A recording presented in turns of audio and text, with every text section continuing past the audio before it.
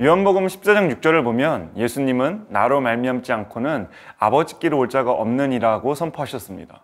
그런데 이 말을 듣고 자칫 기독교가 독선적이고 편협하다고 오해하는 사람들이 있는데요. 다른 종교들은 서로를 인정해 주는데 기독교는 다른 종교를 무시한다고 말이죠. 네, 그런 오해가 있죠. 특히나 종교 통합이나 또 에큐메니컬 운동을 외치는 시대 속에서 예수만이 구원임을 고백하는 기독교는 한없이 편협하고 독선적으로 보일 수밖에 없습니다. 모든 교회는 다 하나이고 모두 주님의 교임을 믿습니다. 그러나 그것이 진리를 타협하는 것이 되어서는 안 되겠죠. 예수님은 이러한 문제를 지적한 것으로 생각됩니다. 네, 맞습니다. 요한복음은 무분별하게 진리가 흐려진 이방 세계에 던져진 원자폭탄과 같습니다. 요한은 구원의 길을 제시하는 수많은 신들과 또 종교 앞에서 참된 로고스를 선포했습니다. 당시 로고스라는 말은 고대 그리스 철학이나 신학에서 쓰이는 기본적인 용어였습니다. 여러 가지 뜻으로 풀이가 되었는데 언어, 말, 그리고 진리, 이성, 논리, 법칙, 그리고 근거, 본질 등의 이 모든 개념을 포함하는 내용입니다. 그리스의 철학자인 이 헤라클레토스는 로고스를 우주 만물을 지배하는 원리로 받아들였고, 소크라테스나 플라톤, 아리스토텔레스는 로고스를 사물의 근거, 또 비례, 사고 능력, 인간 정신 등의 개념으로 사용했습니다. 요한은 이러한 로고스라는 철학 용어를 말씀이신 예수 그리스도로 선포한 것이죠. 요한은 오히려 이방인들에게 복음을 선포함으로써 배타성을 요구합니다. 왜냐하면 진리는 하나이기 때문이죠. 기독교를 배타적이라고 하는 이유는 진리는 하나가 아니다라는 전제가 있기 때문입니다. 그러나 진리가 다수로 존재한다면 그것은 이미 진리가 아닌 것이 되겠죠. 예수님은 아버지께로 가는 길은 오직 예수님 자신뿐임을 말씀하셨습니다. 종교적인 깨달음의 경지는 여러 가지 길이 있을 수 있어요. 그러나 구원에 관해서는 다른 길은 없습니다. 성경에 다른 이름을 주신 일이 없다라고 기록한 것이 그것입니다. 구원은 오직 예수 그리스도의 이름으로만 가능합니다. 그분만이 죽음에서 부활하신 주와 그리스도이시기 때문입니다. 날마다 주를 섬기며 언제나 주를 기리고 그 사랑 안에 살면서 딴 길로 가지 맙시다. 우리도 딴 길로 가지 말고 찬송가 325장을 부르며 하루를 시작하게 되기를 바랍니다.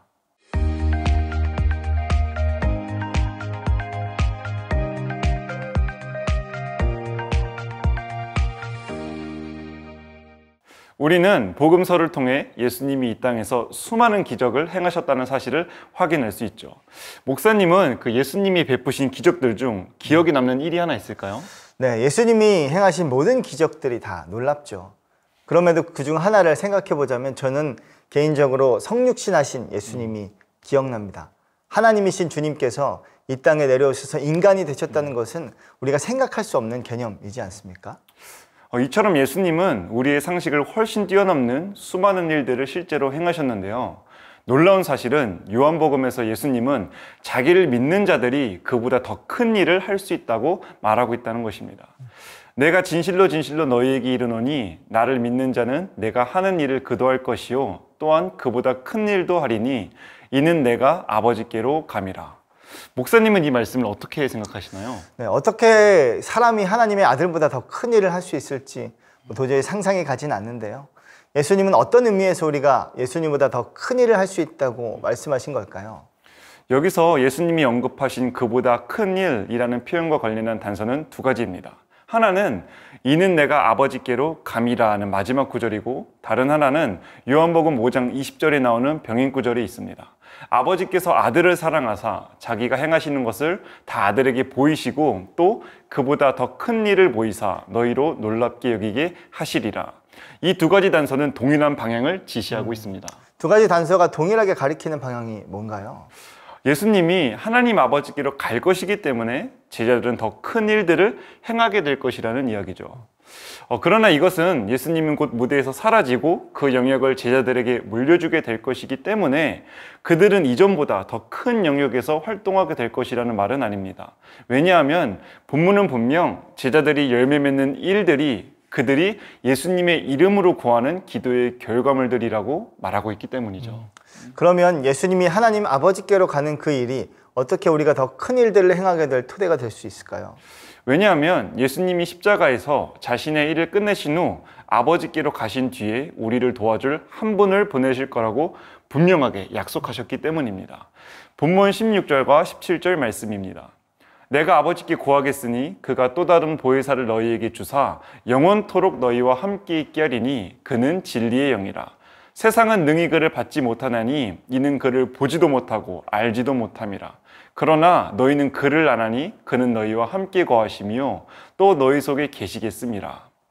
여기서 우리 안에 거하실 성령님을 보혜사라고 소개하고 있는데요. 이 보혜사는 헬라어로 파라클레토스인데 문자적으로 도움을 베풀기 위해 곁으로 부름을 받은 자라는 뜻입니다.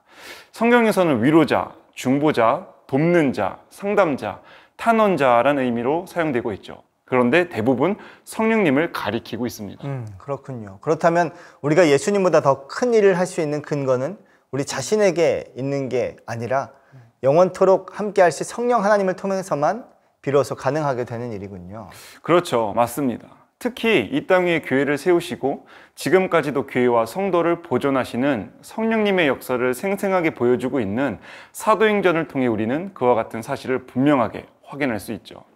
이처럼 더 큰 일이라고 말할 수 있는 이유는 단지 더 놀라운 기적이기 때문이 아니라 그 미치는 지역에 있어서 보다 광범위하고 개인의 삶뿐만 아니라 문화 그리고 사회 전체의 변화를 가져오기 때문이라고 볼 수 있겠습니다.